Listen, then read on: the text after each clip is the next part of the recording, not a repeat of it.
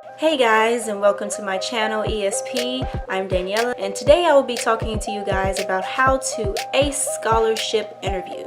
Now, from my personal experience, I have been a finalist in 3 scholarships, and of those 3, I was awarded 2 of those scholarships. So I guess that goes to say that I have about a 66% accuracy rate about my tips as far as what you should be doing when you're going in for a scholarship interview.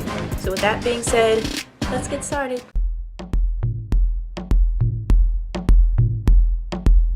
So the first tip, attire, your clothing, what you're looking like, what your makeup is looking like. Typically, for these kinds of interviews, they're looking for people who look like they've came in to do business. Meaning that guys are expected to wear a nice suit and young ladies are expected to wear a dress suit or something along those lines. Also, have your hair pulled back. You don't want it to be a distraction during your interview. Okay, so for the second tip is that when I go in for scholarship interviews, I tend to think of it as the show Shark Tank. And I think of it this way because you are literally trying to convince these people, these judges, as to why they should give their money to finance your education. Now with this, the tricky thing is that you don't want to sell yourself too short or too high or even in the middle. Rather, you want to be in the upper middle.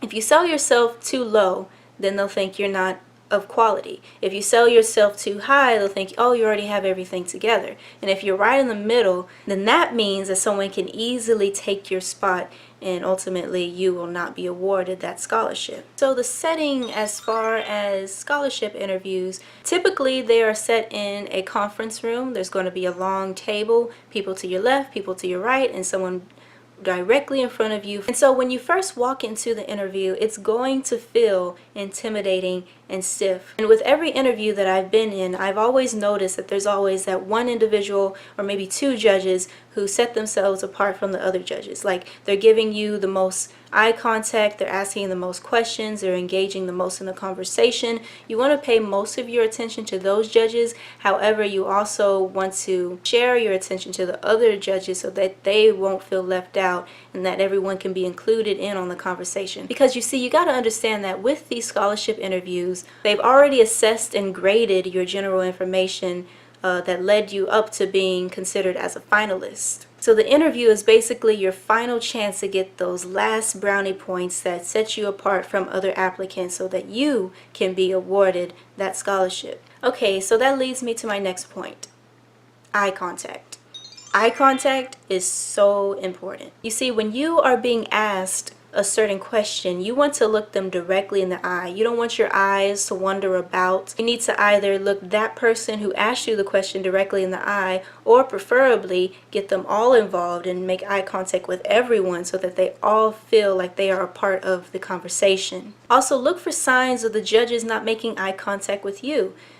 With every scholarship interview that I've been in, there's always about 2, maybe 3 judges who are not really making eye contact. For the most part, their heads are down, looking at the paperwork before them. You want to spend extra attention with those certain judges because once that certain judge has finished grading, all the judges average their scores out for you and compare it to the other finalists for that scholarship. That then leads me to my next point.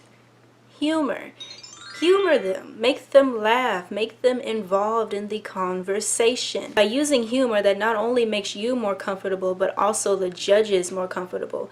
And ultimately, the setting of the whole interview will feel more relaxed and less stressful. And of course, if you are able to humor them, the judges are more likely to make more eye contact, engage in the conversation more, ask more questions, and ultimately you as a person answering those questions, your answers will sound more relaxed and less rehearsed. Relatability. You want to relate to the judges. Now, before going in for an interview, you should already have a general idea of what the scholarship committee's values are and possibly even their demographic background. For instance, if you are being interviewed by a fraternity, then expect an all-male population. Or if you're being interviewed by a sorority, then expect an all-female population. Because you see, you may come into an interview where the judges are the same background or same gender as you, or you may come into an interview where they are a different background from you and a different gender from you.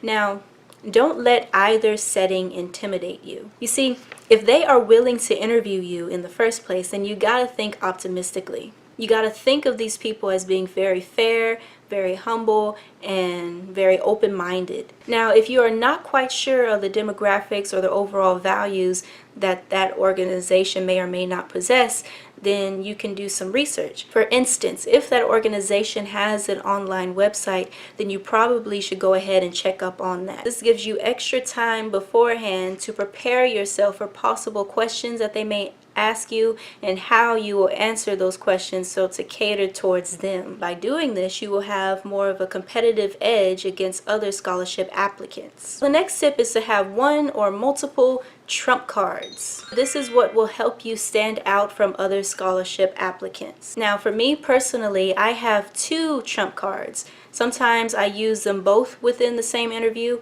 or sometimes I just use one. It all depends on my evaluation of the values that that scholarship committee may or may not possess. Now, as far as your trump card, it doesn't have to necessarily be something that is merit-based, meaning you don't have to be valedictorian, got perfect scores on SAT, ACT, you're going to some Ivy League, or you're majoring in some very complicated STEM-related field. For those of us who tend to be more average than others, your trump card can be something as simple as your humor and your relatability. It can also be a certain talent you possess, or a certain award, honor, or competition that you participated in. It all depends on who you are as a person. And once you figure it out, utilize that within your interview. Okay, so I made a short list of the typical questions that I have been asked in literally every single interview. And some of these questions include, why did you apply for this scholarship? Do you know anything about our organization or who the scholarship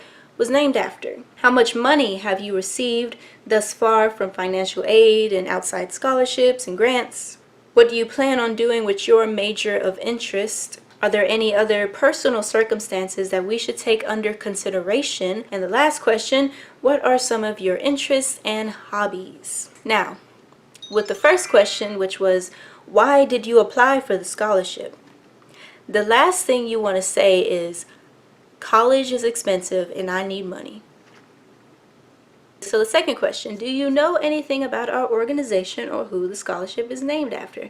That leads me back to what I said earlier on in the video. Make sure that you have already done a little bit of research about what the organization is about, because a lot of times with these scholarship interviews, that question about what the organization is about or who the scholarship was named after, a lot of people leave that question blank. So you want to set yourself apart from the other scholarship applicants who left that question blank, and you'll be one of few, if not the only one, who actually answered that properly. So the next question, how much money have you received thus far from financial aid, outside scholarships, and other grants, etc.? Now, for this question, you don't want to sound like you've gotten nothing, and you don't want to sound like you got too much. You want to be right in the middle. And even if you are someone who has already received a lot of money and scholarships, grants, and you're trying to figure out how do I answer this without them thinking that I already have everything together, try to maneuver your answer around and blur the lines. So the next question, what do you plan on doing with your major of interest? If you are someone who is applying for scholarships and you still have yet to know what your major is going to be, then that's completely fine. Just go ahead and make something up. You don't want to leave any questions unanswered, because that's points taken off from your overall grade of the interview. Okay, the next question is, are there any personal circumstances that we should take under consideration with awarding scholarships, etc.? Now, with this question, this is your opportunity to give out extra information that you previously couldn't really address within your FAFSA or your scholarship application. For instance, if you have someone within your immediate household who perhaps is imprisoned or they're very sickly, you probably, if you feel comfortable enough, go ahead and tell them that. Now for the final question, which is, what are some of your interests and hobbies? Now this is a question that really opens up the floor for more discussion.